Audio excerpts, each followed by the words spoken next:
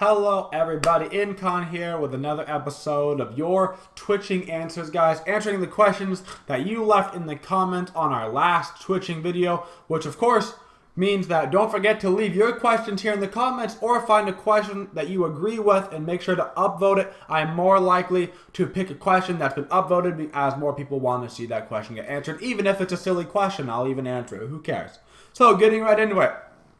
Speaking of silly questions, Tornan asks, is it hard to play mid because you have to rotate to steal all of Allied's kills? Now, that's a more serious question than you might think that it is, So, I have to communicate now with Allied. I have to say, Allied, can you bring me over a kill? And he'll say, Incon, shut up. And I'll go, Allied, can you just bring one over, get it like 90% down, and then I'll throw a Kraken and I'll kill it. It'll be great. I'll waste my ultimate, then we'll lose the next team fight. It'll be wonderful. It's a whole great situation. Allied really loves being away from me, actually. He probably is having the best time of his life. Kiki's like not taking a single kill. Allied's like, yes! Our next question from Sturm Ken. Incon, what can I do to learn new roles that I struggle with? And that's a big question. Especially for people that want to learn new roles. I'm learning a new role right now. And so I think this is actually a great question right now for me to answer.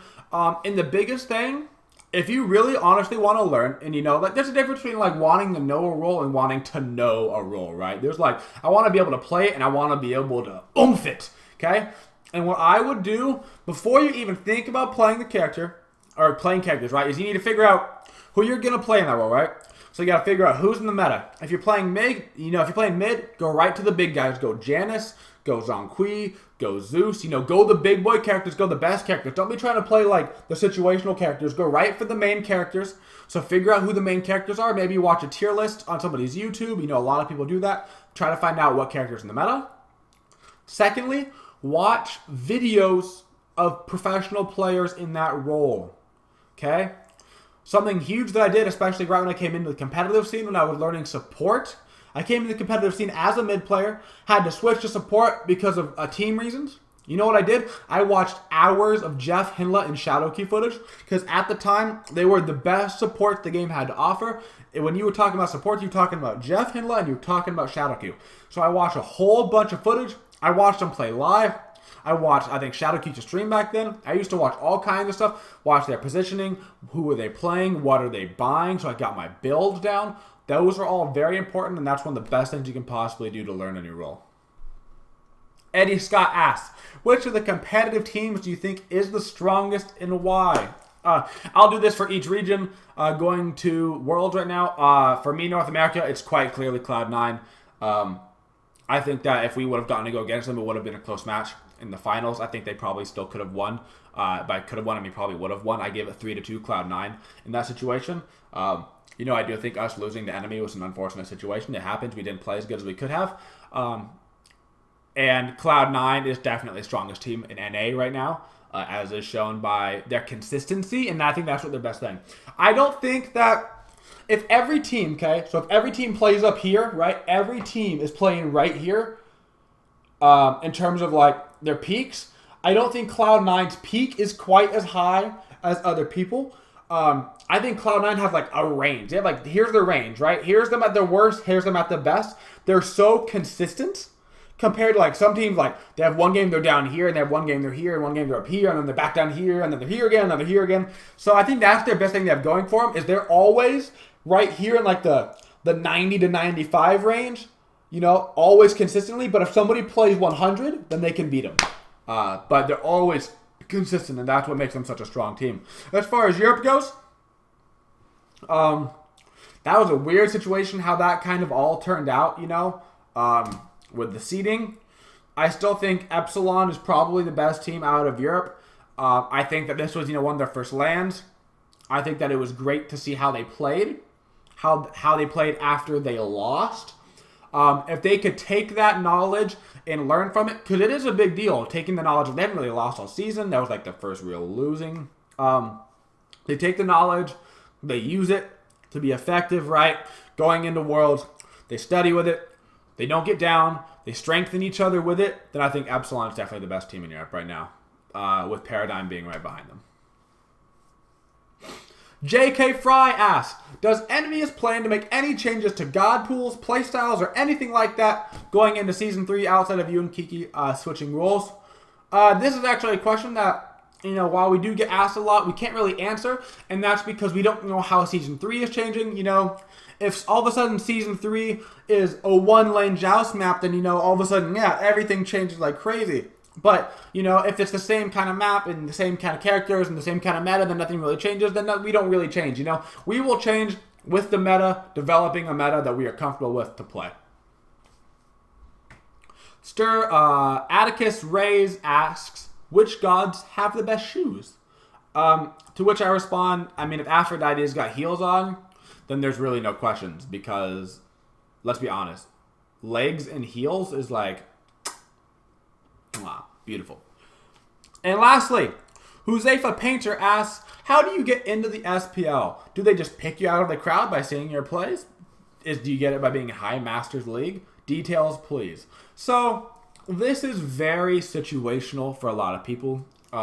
Number one way is networking. You have to know people. Play with professional players.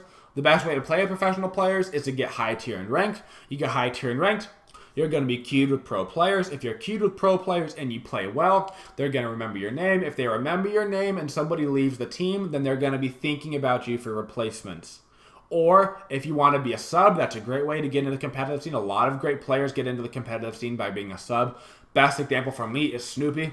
Snoopy was a sub for Denial, the 4th place team in North America, for a long time, until eventually, he made his own team and they kicked ass and they became COG Red and they went to Worlds and they did great and then they were TSM. Whole storyline, right? All from a player that was a sub. That's another great way to get in. So get high in rank, play with players, network with players, sub for a team if you can, be friendly, be proactive, and don't be an ass in ranked. If you're an ass in ranked, I'm telling you right now, they're not going to pick you up to be on a team because nobody wants to have an ass on their team. It's just not going to happen. And so, guys, I want to end this video with something a little bit different than we normally do. We only had one of these videos, so I say normally. It's like normal at one time. But there's a new thing I'm doing on my Twitch channel, guys, which is for every new subscriber that we get, I write them a little poem. I write them just a little tiny poem. It could be kind of fun. It could be funny. It could be sensual. It could be dark. It could be like soul, like in your heart. Like, oh, I felt that, man.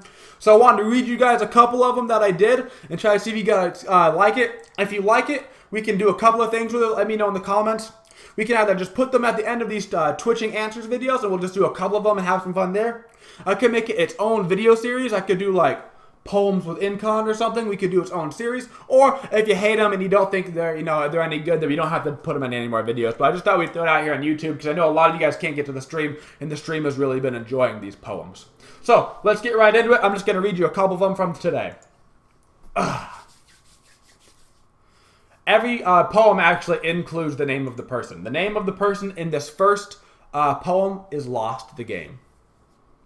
Some may know I lost the game, but I lost on purpose just to whisper his name. Drenched in booze, my main man Bacchus. And who knew he was political? He wants to go show me his caucus. So that's the first poem, right? That's the first one.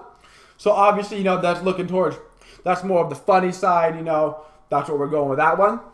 Here we go, next one. This one we're going deep. We're going deep with this one. This one, the name was for Walkin' in Shadow. Walkin' in shadow. Lost my mind, where did it go? Is it yesterday, today, or tomorrow? My brain is an asylum, and I'm stuck below. Drop the mic, walk out. Nah. We ain't going to end it with a sad one. We ain't going to end it with a deep one. We're going to go right back into it. We're going to go funny. This one is for a guy named Marine Madness. I open to you, Marine Madness. Tell you to make my body your canvas. You apply mascara, a golden yellow, and you tickle my feet, because you're a silly fellow. And at the end, in the mirror, I saw... What the hell, man? You painted me like Neja. Thanks, guys, for watching the video. Let me know if you like the poems. And don't forget to leave some comments down there, guys, to answer questions for the next Twitching video, which will be out in a couple of days. Thank you guys for watching the video, and thank you for those of you that subscribe and remove ad blocker. And as always, have a twitching day, y'all.